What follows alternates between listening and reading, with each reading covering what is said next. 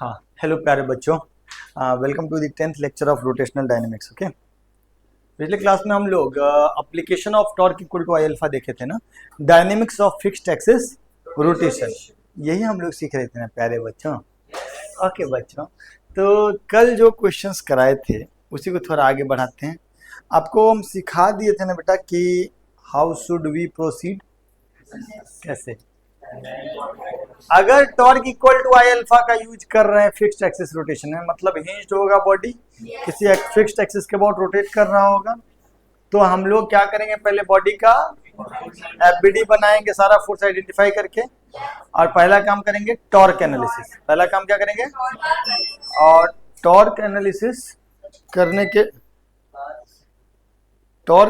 करने के बाद अल्फा पता करेंगे, फिर देखेंगे, यह हम अंत में बोले थे लेकिन जरूरत इसी का पहले पड़ता है, और फिर सेंटर ऑफ मास का पोजीशन पता करके देखेंगे कि किस सर्किल पे घूम रहा है, सर्किल ड्रॉ कर लेंगे, और फिर सेंटर ऑफ मास के पाथ का ऑफ मोशन के अलोंग एक टेंजेंशियल एक्सेलरेशन लिखेंगे आर अल्फा, और सेंट्रीपिटल एक्सेलरेशन लिखेंगे toward center omega square R, और फिर एक फोर्स एनालिसिस करेंगे, F toward center is M into omega square R, F toward tangent is M into R alpha, और कुछ नहीं।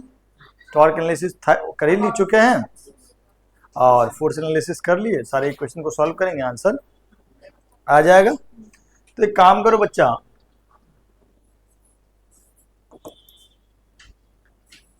ये क्या है, डिस्क, ठीक है सर। डिस्क का मास m और रेडियस r, ठीक है।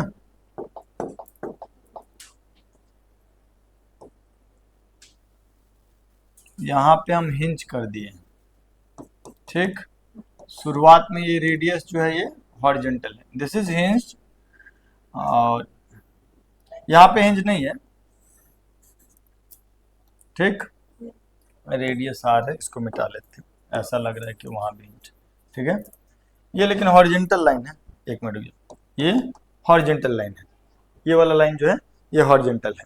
डिस्क ये प्लेन जो है ये क्या है, vertical plane, okay. Disc is released from shown position,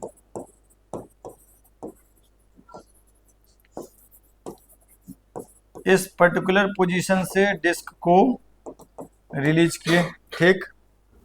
find alpha of disc, disc का एंगुलर एक्सेलरेशन बताओ, उसके बाद tangential acceleration of center of mass, tangential acceleration of center of mass, और फिर हिंज फोर्स, ठीक है। ये तीनों चीज आपको बोले हैं कि पता करके बताओ। तुम बताओगे, हम तुम ही को बताना चाहिए कायदे से, क्योंकि बहुत सारा बात तो हम तुमको पहले ही बता चुके हैं, तो आज तुम उसको थोड़ा प्रैक्टिस करके बताओ, प्रॉपरली ट्राई करके। नहीं तुम हमसे बनवाना चाहते हो तो हमको डिक्टेट कर दो, जो भी कह लो आप। Will you take 2 to 3 minutes लेकर के देखिए, ट्राई कीजिए।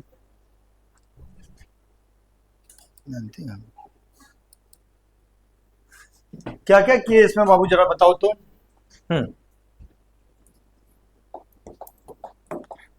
नीचे की तरफ क्या लगाए, बहुत अच्छा चीज लगाए हो, बहुत बढ़िया किए हो। उसके अलावा एफबीडी में और क्या किए बेटा, एक इधर वाला एन वाई, ठीक है, इधर एन एक्स, ठीक। ये जो होगा एक सर्कल पे घूम रहा होगा, यस और नो,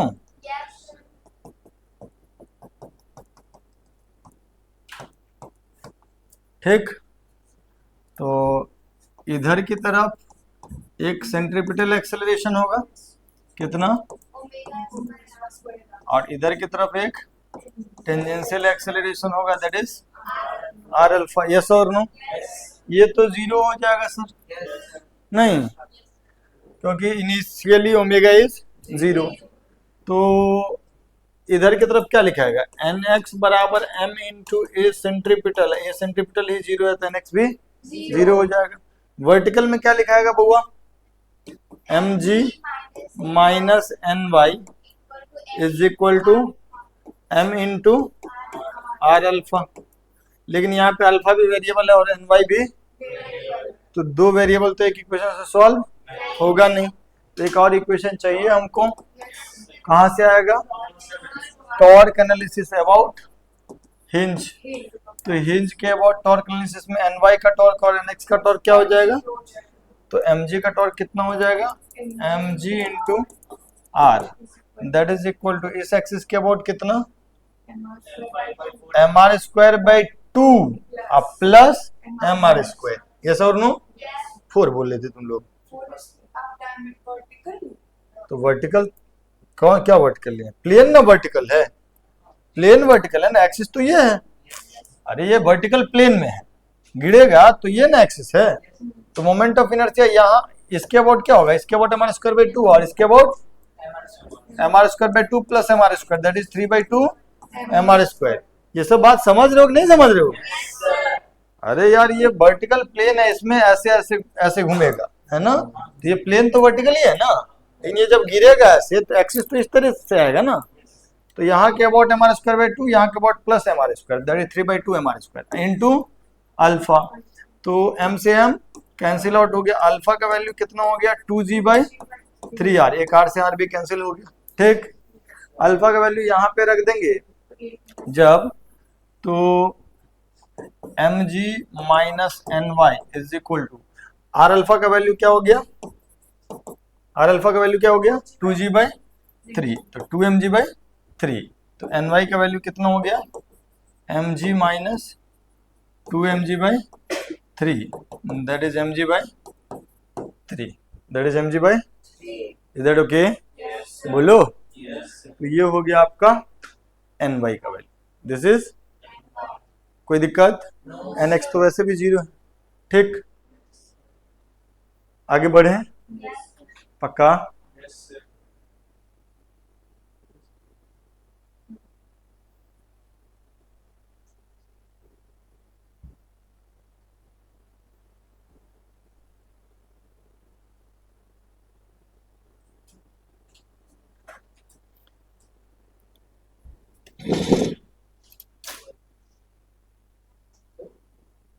आगे बढ़े, ठीक, एक ये सवाल करके बता दो बुआ,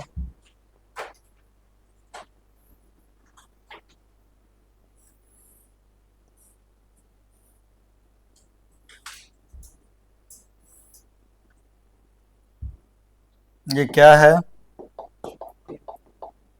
टेबल, वेरी गुड, चारपाई, अच्छा वो भी very good,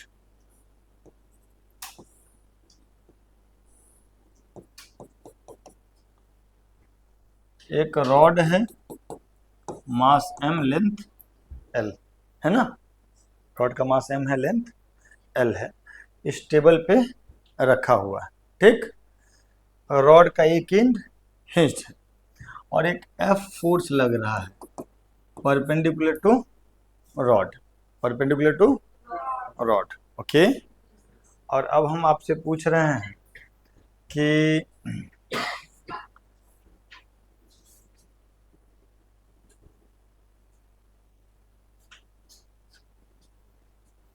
find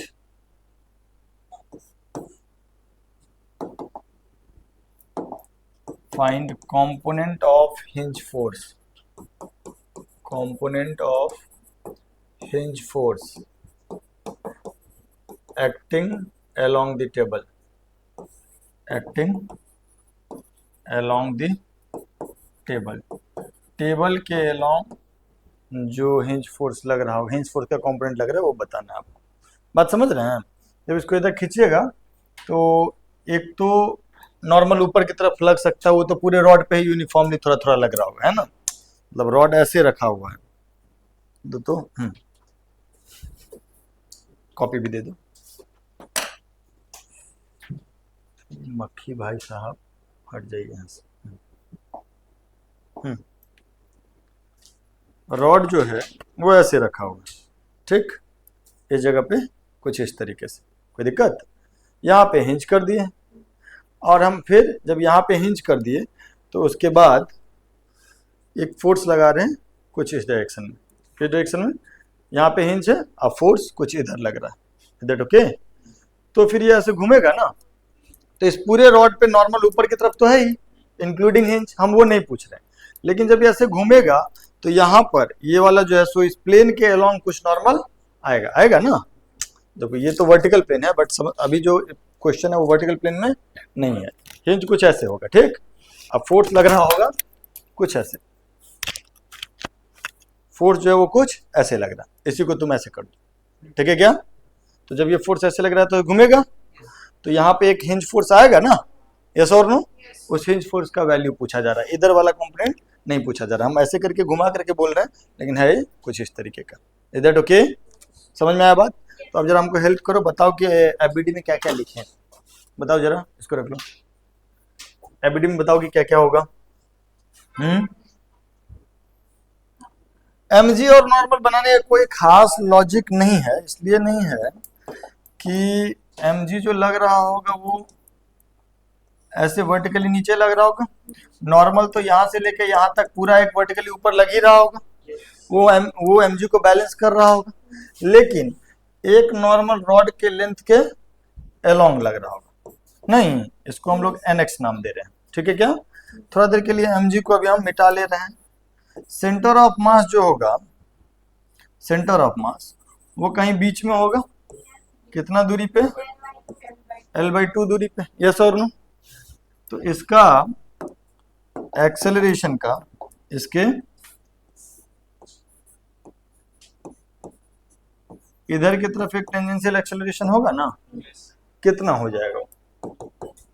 L/2 into alpha, yes और नो? थोड़ा देर रुक जाए यार, 2 बार बोल रहे हैं वो चीज, कम से कम सुनना तो चाहिए। ये L/2 इंटू अल्फा होगा, लेकिन अल्फा पता करने के लिए हमको इसके अबाउट ये करना पड़ेगा ना, सॉरी, एक nx, एक इधर nx होगा और एक इधर ny, सॉरी इधर ny भी होगा। nz वाला पार्ट को हम लोग इग्नोर कर दे रहे हैं, ठीक है क्या? और दिस इज योर सर्कल जिस पर कि ये घूम रहा है, ठीक। टॉर्क एनालिसिस इसके अबाउट अगर हम करेंगे तो टॉर्क में क्या लिखेंगे? किसका टॉर्क? इसी F का ना, कितना टॉर्क? F इंटू L/2, कैसे यार, ये तो पूरा L ना, और दैट इज इक्वल टू क्या? ml²/, इस एक्सिस के अबाउट रोटेशन हो रहा है ना, है ना? तो ml²/3 इंटू अल्फा का वैल्यू तो सिंपली यहां से कितना आ गया? 3f/ml, 3f/ml, ये अल्फा हो गया। Is that okay? अब जरा हमको बताओ कि फोर्स एनालिसिस का इक्वेशन क्या क्या लिखे। इधर की तरफ तो एक सेंट्रीपिटल एक्सेलरेशन होगा जो कि कितना हो जाएगा? 0, जस्ट आफ्टर, है ना? कहीं लिखे हैं? Just after motion starts, motion start होने के जस्ट बाद। तो इस डायरेक्शन में हम लोग क्या लिखेंगे? सेंटर के डायरेक्शन में क्या लिखेंगे? nx बराबर m into A centripetal, ओमेगा² into L/2, omega 0 तो ए सेंट्रीपिटल भी, तो ये खत्म हो गया। इस डायरेक्शन में क्या लिखेंगे? हाँ, इधर ही है ना टेंजेंशियल एक्सेलरेशन, तो F minus is equal to m into A tangential, तो F minus ny is equal to m into L/2। अच्छा, यहां से देखो L अल्फा का वैल्यू 3f/m है, तो L अल्फा का वैल्यू कितना है? 3f/m, तो L अल्फा की जगह पे रख देते हैं 3f/m, m से m कट गया, तो ny का वैल्यू कितना हो गया? F माइनस, दैट इज कितना? माइनस साइन क्या बता रहा है? तो जो नॉर्मल तुम इधर ले रहे हो वो ny इधर नहीं होगा बल्कि इधर होगा, इज दैट ओके? अरे है ना? देखो जैसे ही तुम फोर्स लगाओगे ना यहाँ पे, तो ये एंड भागना चाहेगा पीछे, और ये कील जो होगा वो उसको आगे फोर्स लगा करके रोके रहेगा, इसीलिए एनवाई का डायरेक्शन उल्टा हो जाएगा। तो यहाँ पे हम आप लिख लीजिएगा ये चीज जरूर कि एनवाई का जो वैल्यू निगेटिव आया है, इसका मतलब ये है कि हमारा जो एनवाई है वो opposite to the chosen direction है, जो डायरेक्शन चुने हैं उसके ऑपोजिट। Is that okay? लिख लो भाई।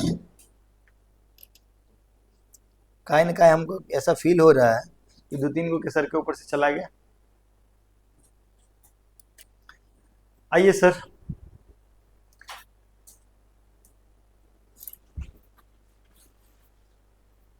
काइनेटिक एनर्जी इन प्योर और रोटेशन।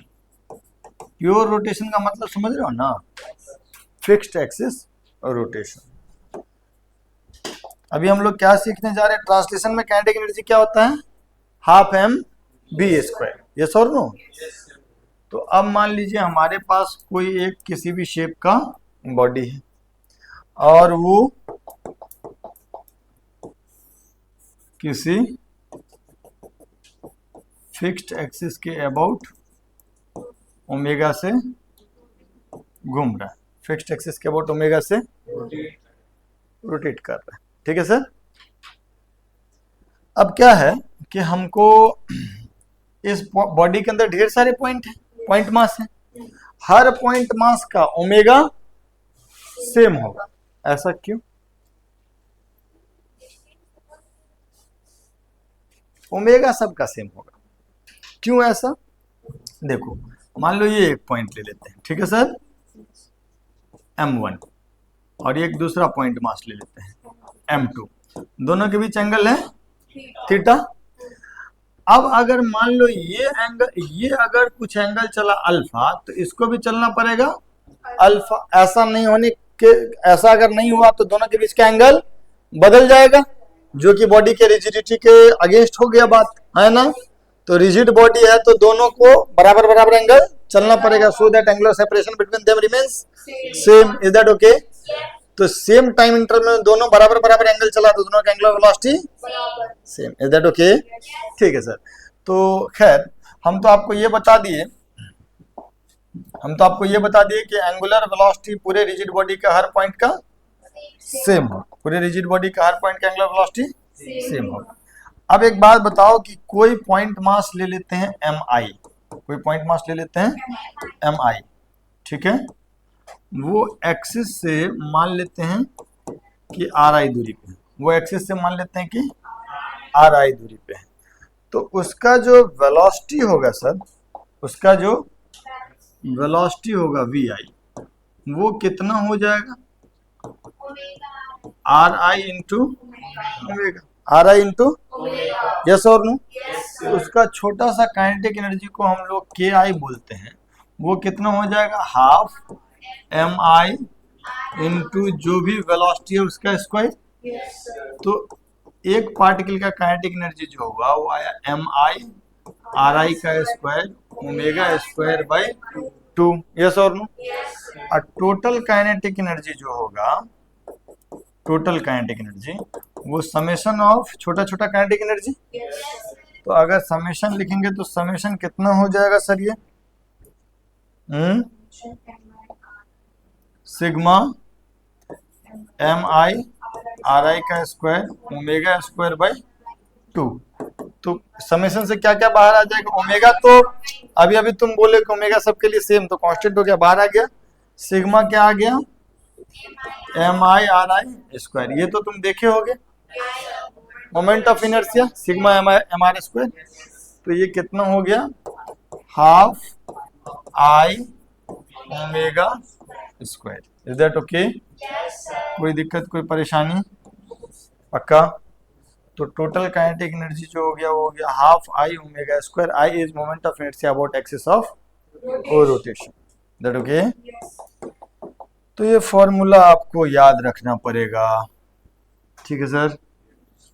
फिक्स्ड एक्सिस रोटेशन में इसको टोटल क्या, इसको रोटेशनल काइनेटिक एनर्जी लिखते हैं, ठीक है?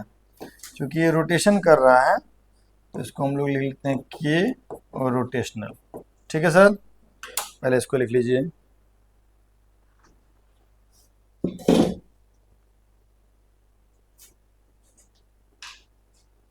जैसे ट्रांसलेशन में काइनेटिक एनर्जी होता है half M V square, rotation में एम की जगह आ जाएगा आई और बी की जगह आ जाएगा ओमेगा।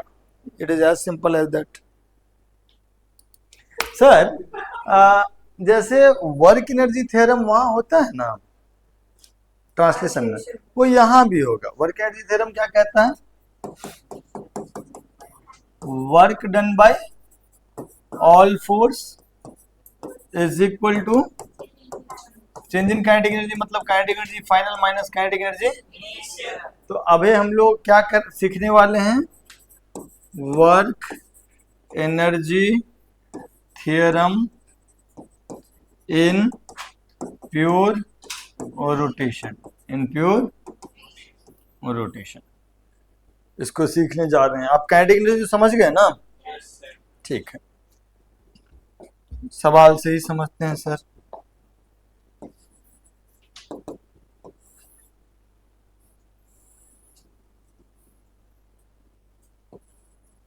एक रॉड का मास m है और लेंथ l है, यहाँ पे हिंज्ड है।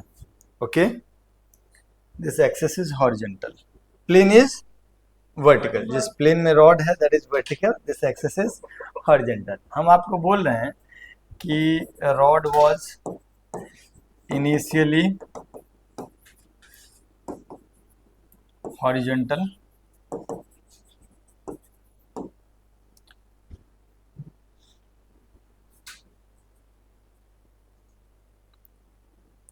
it is released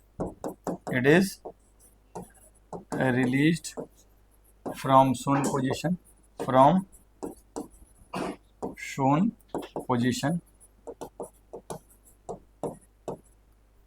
find omega of rod when it becomes vertical। Rod जब वर्टिकल हो जाएगा तो रॉड का ओमेगा बताओ। तो यहाँ से रिलीज कर रहे हैं रॉड अपना एक समय पे जाकर के वर्टिकल हो जाएगा ना, उस समय पे रॉड का ओमेगा हम बताओ। हम ही बताएंगे, पेन नीचे कर लो। सवाल तुमको समझ में आया? ये रॉड है, यहाँ पे हिंज्ड है, ऐसे रोटेट कर रहा है, तो this is your axis of rotation. यहाँ से हम इसको रिलीज किए, तो जिस समय पे ये रॉड वर्टिकल हुआ उस समय पे इसका एंगुलर वेलोसिटी क्या होगा। तो रिलीज किया गया है, तो इनिशियल वाला कंडीशन आपको मालूम है? ओमेगा इनिशियल इज, उसके बाद फाइनली रॉड, फोटो तो बना ही लिए होगे ना। फाइनल सिचुएशन रॉड का कैसा हो जाएगा? सॉल्यूशन में दूसरा फिगर बना लेना, क्वेश्चन में ही नहीं कर बनाना। तो रॉड जब वर्टिकल हो जाएगा तो ऐसा हो जाएगा, और यहाँ पे कुछ इसके पास एंगुलर वेलोसिटी आ जाएगा। यस और नो? बोलो। ठीक है सर। अब जरा मुझे एक बात बताइए कि यहाँ से यहाँ तक आने के दौरान इस पे फोर्स कौन कौन लग रहा होगा? एक तो ग्रेविटी लग रहा होगा, और यहाँ पे जो भी है हिंज फोर्स लग रहा होगा। तो हिंज फोर्स जहां लग रहा है उस पॉइंट का तो डिस्प्लेसमेंट ही नहीं हो रहा है, तो हिंज फोर्स के द्वारा वर्क डन कितना? 0। ग्रेविटी जो वर्क करेगा, ग्रेविटी एक कंजर्वेटिव फोर्स है। अगर सेंटर ऑफ मास यहाँ से कितना नीचे आ गया है, तो सेंटर ऑफ मास L/2 नीचे आ गया, तो work done by gravity positive कि नेगेटिव? ऐसे आया, तो work done by gravity is कितना? वर्क डन बाय ग्रेविटी कितना? जब हम लोग ग्रेविटी का वर्क डन देखते हैं तो क्या देखते हैं कि सेंटर ऑफ मास कितना नीचे या कितना ऊपर है। नीचे आया तो प्लस mgh और ऊपर गया तो माइनस mgh, तो plus mg into L/2 that is work done by gravity. Final kinetic energy कितना? हाफ आई कितना इस एक्सिस के about? ml²/3 into omega final का स्क्वायर, और इनिशियल काइनेटिक एनर्जी कितना? 0, है ना? अब हम लोगों का काम क्या रह गया? बस बचा हुआ काम कैलकुलेशन माने इक्वेशन अप्लाई करना ना वर्क एनर्जी थ्योरम का। वर्क एनर्जी थ्योरम क्या कहता है?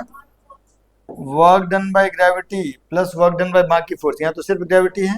Work done by gravity is equal to K final minus work done by gravity how much mgl/2। Final kinetic energy कितना? Half ml²/3 into omega final का square. Yes और no? L/2 का cancel out हो गया, m से m भी cancel out हो गया। यस और नो? m से m, L/2 से L/2, तो ये कितना हो गया? 3g/L का रूट। तो omega final is equal to √3g/। कोई दिक्कत, कोई परेशानी? पक्का? बोलो। तो यही तो पूछा गया था। इसमें कुछ और भी पूछेंगे, पहले लिख लो।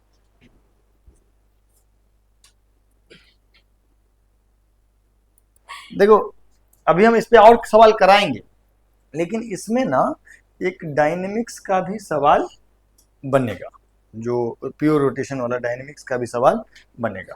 जैसे इसमें हम कह देते हैं in the previous question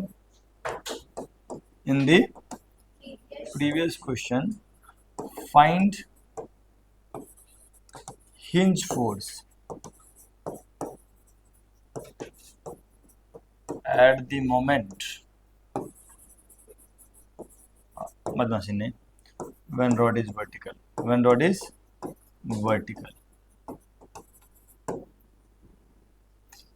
rod जब वर्टिकल हुआ उस समय पे हिंज फोर्स बताओ।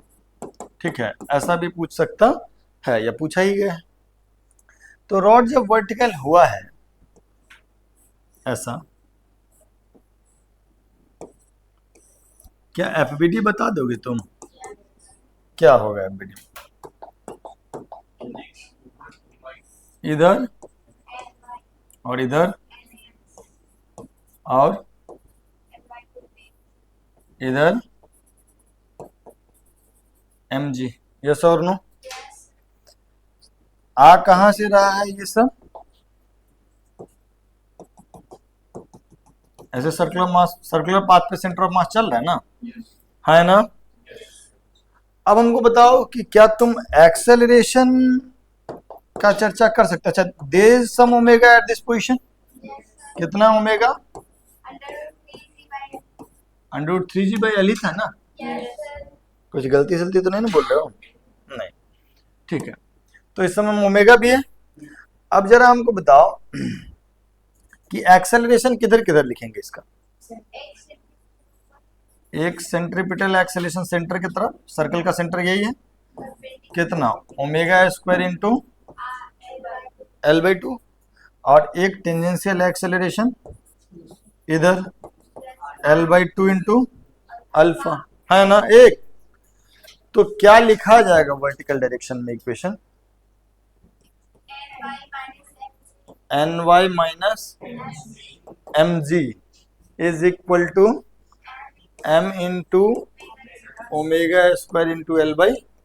कहो हाँ, ठीक है सर। तो यहां से ny आ जाएगा। इधर की तरफ क्या लिखाएगा?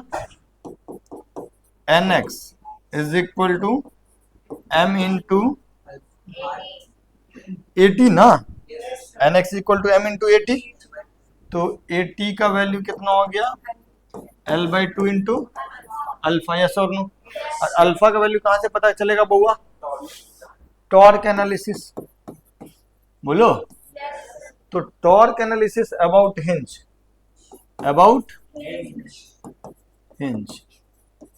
के अबाउट टॉर्क एनालिसिस करेंगे।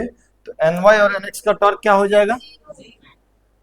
mg का टॉर्क भी 0 ही हो जाएगा। तो टॉर्क ही 0 हो गया तो अल्फा भी, तो ए टेंजेंशियल भी, और ए टेंजेंशियल 0 हो गया तो nx भी यहां से, है ना? बोलो। nx का कोई चिंता नहीं है। अब सिर्फ हमको एक कार्य करना है सर कि ये वाला ओमेगा उठा करके यहाँ पे पुट कर देना है। तो क्या लिखेंगे? ny minus mg is equal to m into omega omega square into L by two, yes और नो? एल से एल कट गया, बोलो। तो एन वाई का वैल्यू कितना हो गया बाबू? M G plus 3mg by 2, तो that is plus 5mg by, समझ में आया? तो हमने इसमें क्या कर लिया, dynamics of circular motion include कर दिया। पहला सवाल है जिसमें हमें सेंट्रीपिटल एक्सेलेरेशन आया है, बोलो। दो सवाल कम से कम कराएंगे अभी इसी टाइप का, तब थोड़ा बहुत तुमको कॉन्फिडेंस होगा।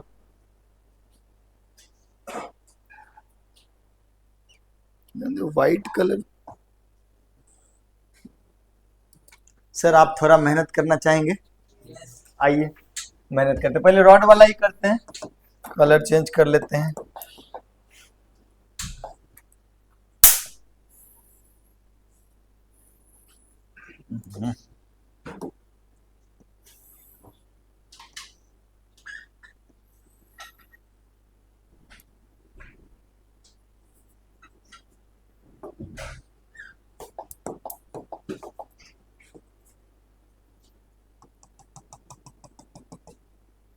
ये एंगल कितना है, मान लेते हैं 37 डिग्री, रॉड का मास m और लेंथ l, ठीक है। कैसा plane? Vertical plane. Rod is release from shown position, rod is, ठीक है। अब आपसे पूछा जा रहा है कैसा प्लेन है ये? वर्टिकल प्लेन है। Find omega of rod and hinge force,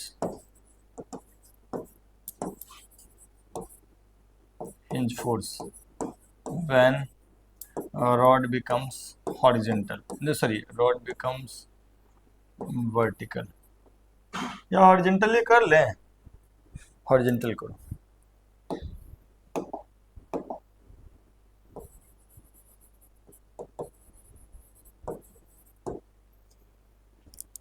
करते हैं, ये थोड़ा ज़्यादा कठिन हो गया, इसमें दोनों कंपोनेंट आ जाएगा नॉर्मल हिंज फोर्स का।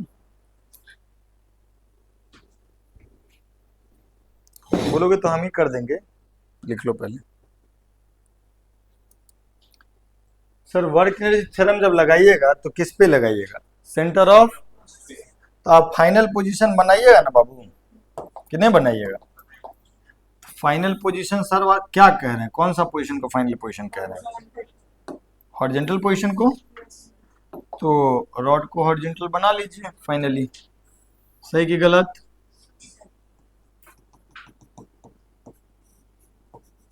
ओके, कोई दिक्कत?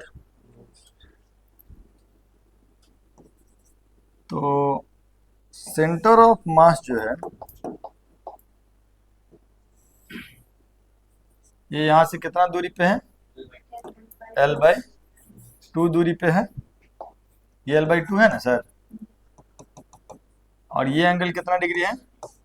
37 डिग्री। तो ये हाइट कितना हो जाएगा? l बाई 2 cos 37, cos 37 4/5 होता है क्या? तो ये हो जाएगा 2l बाई 5, यस और no? Center of mass finally यहाँ आ जाएगा, आ जाएगा ना? तो सेंटर ऑफ मास वर्टिकली इतना ही हाइट नीचे आया है ना, सेंटर ऑफ मास वर्टिकली कितना हाइट नीचे आया है? 12 बाई 5। ओमेगा इनिशियल कितना है? 0। ओमेगा फाइनल को हम मान लेते हैं ओमेगा, है ना? तो हम लोग लिखेंगे work done by gravity is equal to K final minus, gravity कितना वर्क करेगा बेटा? एम जी इंटू कितना हाइट? 12 बाई 5। और प्योर रोटेशन है तो काइनेटिक एनर्जी कितना लिखेंगे? Half I, that is ml square by 3 into omega square minus initial kinetic energy 0, है ना? तो अब कट क्या किया जाएगा? m m l l, तो ये कितना आ गया? 6 दूना 12, 12g बाई 5l का under root, that is your omega, that is your omega. ठीक है। अब एक बात बताओ, ये वाला पार्ट तो आ गया, अगला पार्ट क्या है? हिंज। अगला पार्ट क्या है? तो हिंज फोर्स के लिए अलग से डायनेमिक्स वाला सारा काम करना पड़ेगा। तुम इसको हटाने का इजाजत दोगे तब हम अगला पार्ट पे चलेंगे। इसमें तो कोई ऐसा काम नहीं किया सिवाय थोड़ा ज्योमेट्री के कि सेंटर ऑफ मास कितना नीचे आया। सेंटर ऑफ मास कितना नीचे आया वर्टिकली, तो ये जितना ऊपर था यहाँ से उतना ही नीचे आ गया नहीं, क्योंकि बाद में तो हॉरिजॉन्टल हो गया। हॉरिजॉन्टल से कितना ऊपर था ये देख लीजिए। ठीक है सर, बोलो, कोई दिक्कत? अब हमको क्या कह रहा है, √12g/5l था ना, ठीक। अब हमसे क्या कह रहा है सर कि ये रॉड है, ये ठीक, रिलीज कर दिए,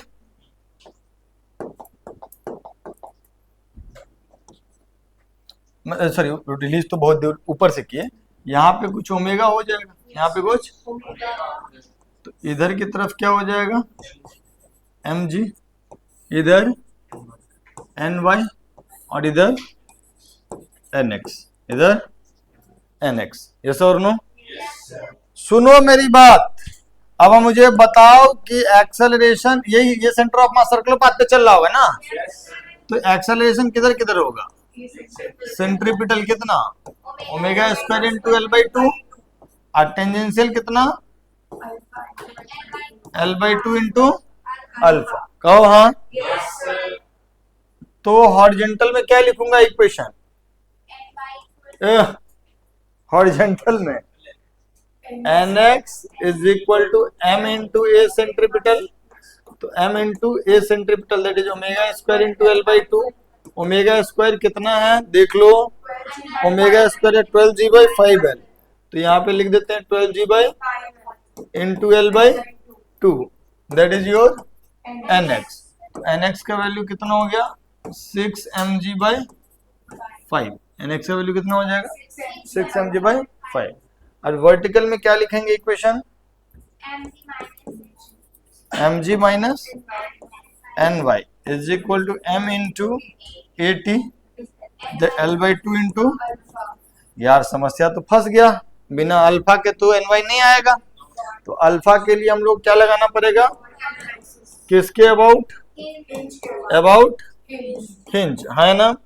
हिंज के अबाउट ny का टॉर्क और nx का टॉर्क, तो किसका टॉर्क? ये काम तो शुरुआत में ही किए हुए हैं कल, तो mg इंटू l/2 हो जाएगा यहाँ के अबाउट टॉर्क।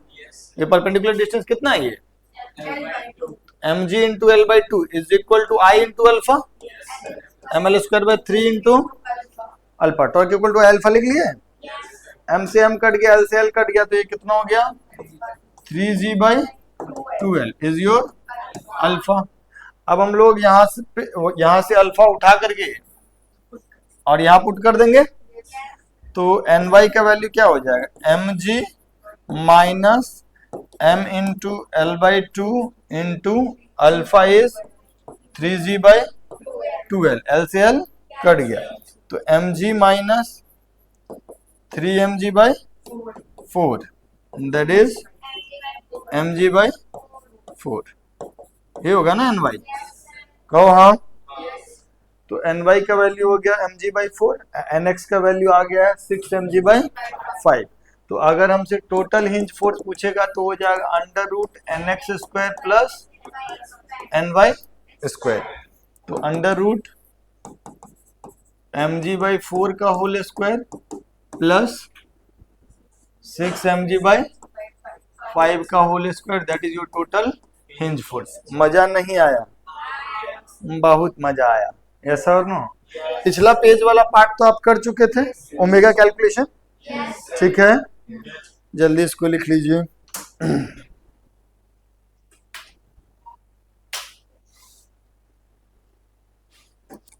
देखो कायदे से एक दिन और इसको, मतलब kinetic energy, work energy theorem और डायनेमिक्स तीनों मिला करके बोलोगे तो 4-5 क्वेश्चन है, यही सब बात। इसी रॉड के जगह पे डिस्क आ जाएगा, रॉड का पोजीशन एंगल वगैरह बदल देंगे तो चीजें बदल जाएंगी। तो नेक्स्ट क्लास में थोड़ा उसको और सवाल एक दो करा देंगे, सो दैट तुम थोड़ा कॉन्फिडेंट फील कर लोगे, और तब जो है हम लोग आगे बढ़ेंगे। इसी में थोड़ा एंगुलर मोमेंटम वगैरह भी होता है फिक्स्ड एक्सिस रोटेशन में, उस सबको भी डिस्कस करेंगे। तो आज का पढ़ाई क्या हुआ? Kinetic energy in pure rotation, work energy theorem in pure rotation, and application of work energy theorem and dynamics of pure rotation in pure rotation, है ना? इतना ही पढ़े ना? चलिए तो मिलते हैं नेक्स्ट क्लास में, बाय बाय।